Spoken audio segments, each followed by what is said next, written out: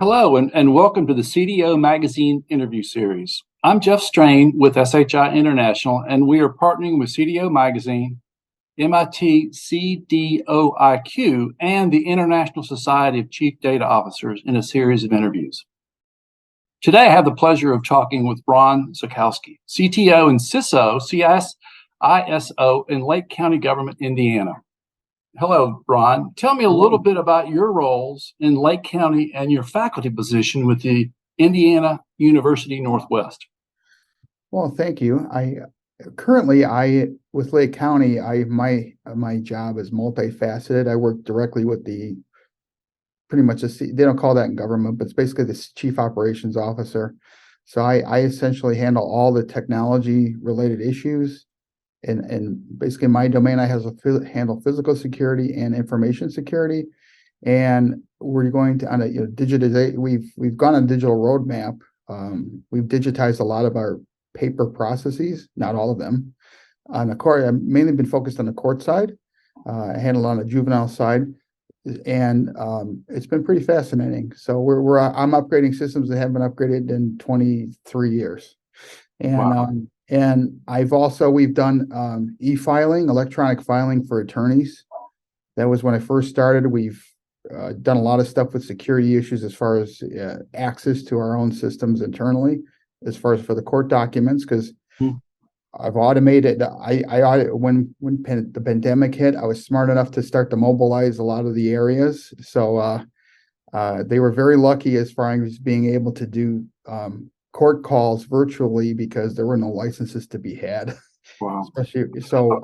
Are you maintaining most of those on premises, or are you moving into the cloud? Not all off prem. We're doing all that's off prem as far as that goes. We're not some of our email systems we use a countywide email system because, as you realize, that with being a local second largest county in Indiana, the county itself is required to supply some services to ancillary departments and areas.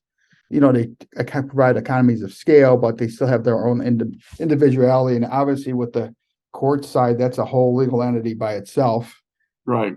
And then we've digitized a lot. We've streamlined a lot of that, and then mobilized a lot of the people that go out in the field. We've done that I've done that, put that in place very successfully.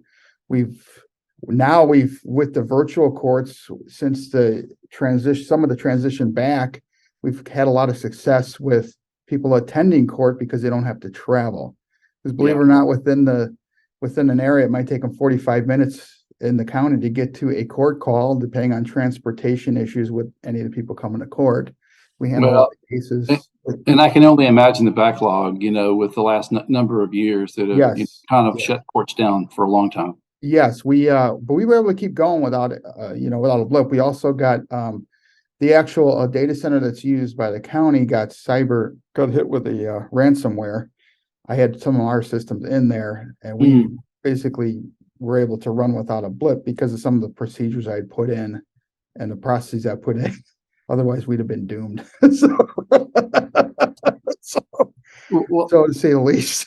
I hear you. So I noticed as I was preparing for this, in your teaching role, you deliver real-world computer science instruction. So kind of, if you would, talk a little bit about that. But I'm equally curious about the history of how that's transitioned maybe over the last 10 years, because I think the real world computer science 10 years ago is much different than it is now. It's not the same. I was in the wireless industry prior to joining the government here. So, the mobility part of it, has changed the world essentially.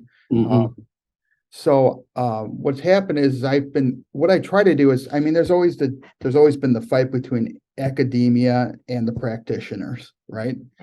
So the value that the practitioners bring in, which is what they saw the value of at the university, is that I bring real life cases, what's really going on. I can relate to, because I have a blend of students in my classes, whether it be nurses, every different facet in there, nurses, finance people, just, computer science people, because the classes that I teach, you need the tools to be successful in your job.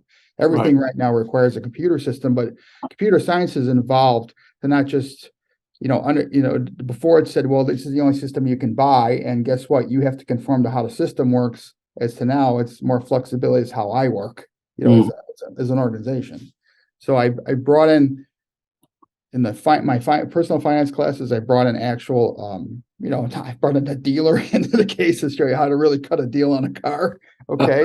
I brought in finance professionals, that, how to do some investing, right? Not just the academic way of, the PhDs that wrote the book, but here's what you really should look out for. What are some of the really tips and tricks you need to be successful? And then not only on the system side, what cybersecurity has been a big issue. People are always concerned about what are some of the cyber risks, and not just from a technology space, because they're all confused because they understand things from they think it's us to be all technical.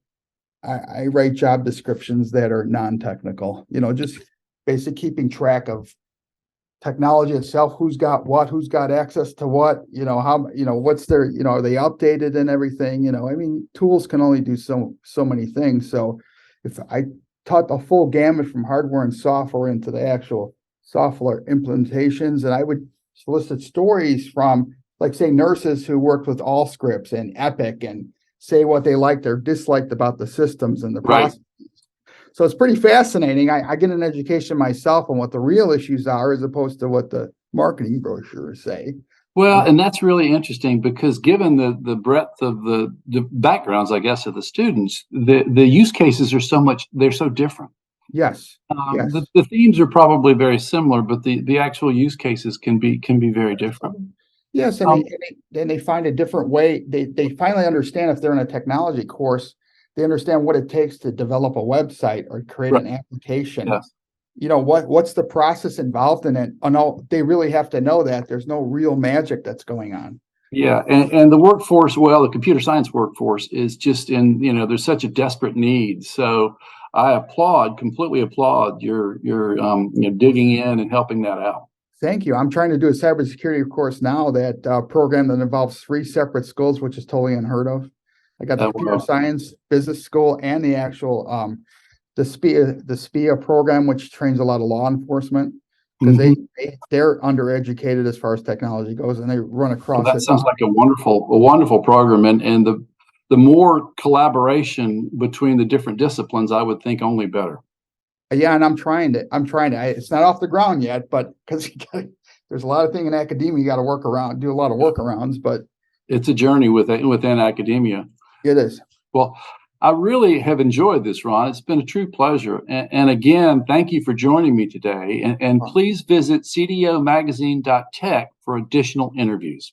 Well, thank you very much. I appreciate your time.